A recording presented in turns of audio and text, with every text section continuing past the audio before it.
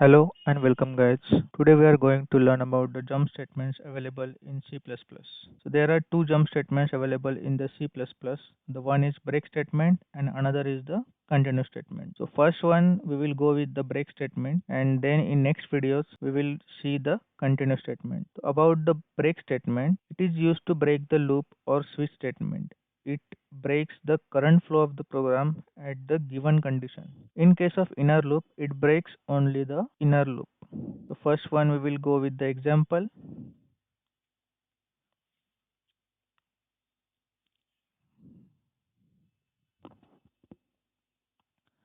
So we will implement the for loop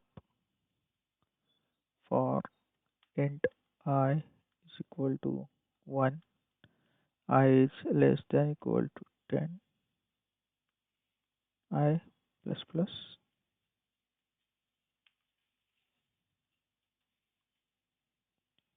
Then if I is equal to 5, we will put the break condition. Then cout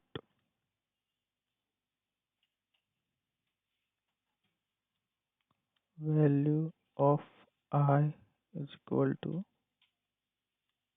I and L. Okay.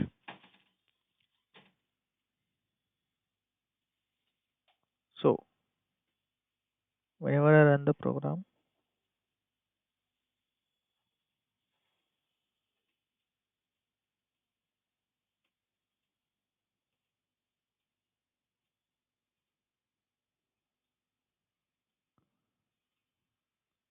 see the value of I is 1, 2, 3, 4 only because we have entered the condition that whenever the value of I becomes 5, it will break the loop.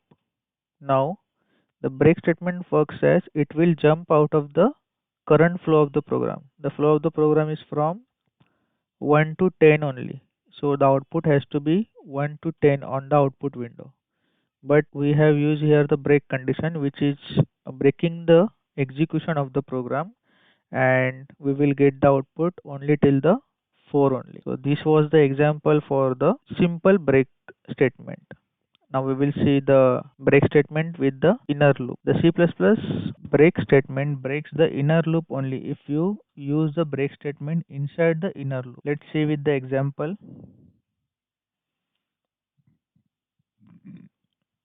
We will initialize another for loop inside the outer for loop.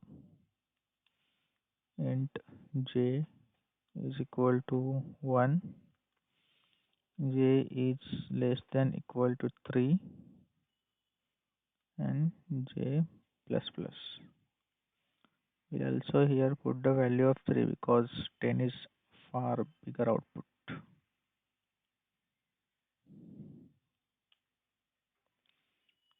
Now here we will put the condition as if I is equal to 2 and j is equal to 2, then we will use the break. Okay, like we have seen the similar kind of program in the previous videos also.